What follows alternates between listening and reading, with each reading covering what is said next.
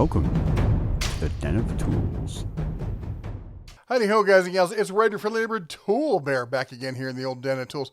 And today, yes, once again, we are talking about security cameras. But this one's a little different than most of the ones you've probably ever seen. Now, I want to thank Remo for sending this and actually sponsoring this video. They wanted to reach out, and I got to tell you, I was really surprised when they reached out to me because I've actually been following this camera since its launch. When they talked about it at CES a few years back, it was more than a few at this point. They're on version 2 at this point, and this is the DoorCam2. This is, quite simply, it's a security camera system that just hangs over your door. It's battery operated, or you can power it off a USB. Honestly, it can't get simpler. I mean, it is without a doubt the easiest installation that you've seen for any security camera. Well, you know, we'll talk about the features. We can talk about all this other stuff, but really what it comes down to is, what does it see, right? So let's jump into it, and I'll show you some footage that we got with this hung on our front door. Okay, and here's the DoorCam2 mounted on our front door. Here you can see the camera in the center, the IR illuminators to either side, and the PIR sensors on either side of that. Okay, this first recording here, this is their high quality, full 1080p high quality. And then the recording after this, we're going to show the 1080p medium quality. I didn't do any of the low quality because night vision kind of shows you the lower quality. And there's the girl off, almost wrecking into the Suburban. Here she is back, and you can see this is the lower quality. One of the easier ways to tell here is look at the lines like on the grill there. Look at the badging on the Dodge. It's a little blurry. It's not quite as in focus as the other pieces there. And, you know, it's not quite as good, but it's really not that much different. If you guys were wondering what kind of steps I'm getting for the truck, now you know. And also, by the way, FYI, if you're ordering these, make sure you also order the brackets. I didn't, so now I gotta wait for those. Now let's check some of the ambient sound quality. Just my diesel there, just trying to get you an understanding what the microphone is like. One of the things I did notice, though, is it can be a little slow to pick up motion. If you can't see it, right behind the back in this clip here, there's a cat who walked into frame. And I froze this at the beginning of the video because this is where it starts. And then we're going to see the cat moving. So you can see how far the cat probably went through the frame before you actually saw the camera pick it up. Now, it's probably this was picked up by frame capture rather than the PIR sensors. So who knows? And here we have a night shot here with the front porch light on and semi-illuminating the outside. Here's with it not on at all. And I sent the little girl out across the street and back. She was not happy with me. She said she hates the dark. Anyway, it wasn't that dark. It looks darker than it really was. But as you can see, she'll walk back into frame here. It's okay. All right, so as you can see, it is a fairly simple system. It works pretty well. It's got some areas where it really shines. It got some areas where it needs to pick up the ball a bit. It's not a perfect solution, but seldom are there any really perfect solutions out there. One of the things about the version 2 here is it got the external antenna on there. There's your battery compartment on this. And as they show here, they show it hooked up to a door or, you know, connected over the top of a door, all sorts of different doors. Now, of course, the first thing they talk about, they were talking about the ease of install. Now, they also talk about the live view and on demand, and you can pick up your phone without a notification. Just say, I want to see what's going on out front. And if you see, there's also a talk button. You can start talking to people. You can hear them. You can go back and forth. I've talked to the Cubs about it. One thing I noticed is it did not record. It does record the live sessions. When you do this, it records them, but it doesn't record the sound of you talking. It was weird. Push notifications, that's if you set the sensors up, it'll send you an email or a notification. Two-way talk, we just talked about that. The night vision, well, you saw the night vision. What's your judgment on the night vision? Is that good enough for you? I'm a little spoiled. I have some 4K cameras with color night vision. They're fantastic, but they are, well, it was a $2,500 system. It wasn't a $200 super easy to install system. Battery powered, that can be good or bad, but you do have the USB option on this. There's a little notch right here. You can barely see it under this thing where you can go in and run a USB cable in. You take the batteries out, and there's a USB plug inside, and you can plug it up, run it off a USB. Free cloud storage for up to 3 days, full HD videos. HD is great, okay? But as you probably saw, it's not, and we're talking 1080p here, full 1080p. It's great, but it's not going to get you that fine detail. This is a camera for seeing what's going on. This is not a camera for collecting evidence, okay? If somebody gets right up on the door, you're going to see who it is. If you're looking for a license plate that's 30 feet away, you're not going to probably be able to read this unless you catch a lucky angle and there's good lighting. Advanced motion sensors, we talked about the motion sensors on this.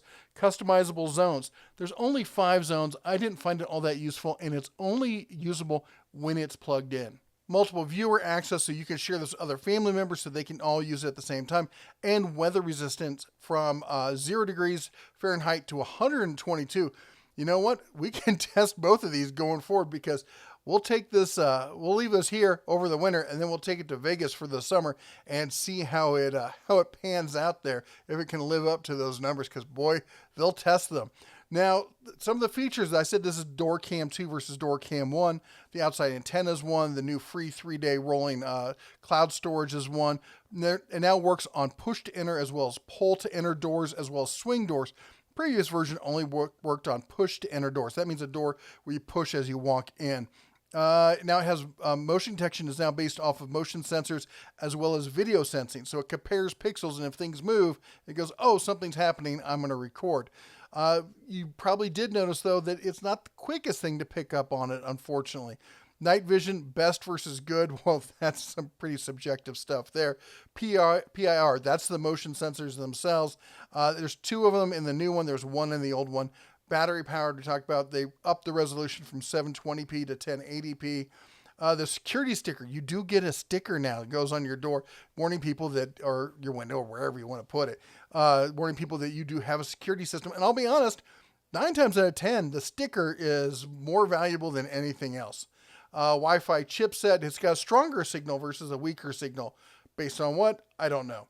The body, talking about the body, the weight, it's a little bit heavier, and the price is still the same. It's $199, which, if you think about it, for what this camera is, not a bad price. Viewing angle says it's 160 degrees. It does, we talked about the resolution, we talked about the battery.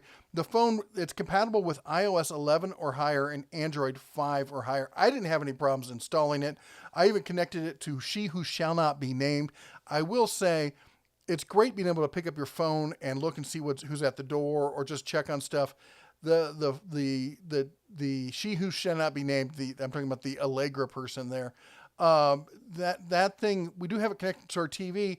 It was really slow. Really, it's not ready for prime time.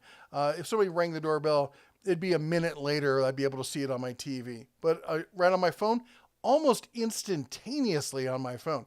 Problem is, as a front door, people going in and out, boy, that's a lot of notifications if it's on an active front door. We got 5 people in our house. It's pretty active. One of the things is, what if my Remo bell gets stolen? Well, one of the things they promise here is they have a lifetime theft warranty on these devices. Now, it's not perfect. You know, some of you are like, well, I just want them to give me a new one.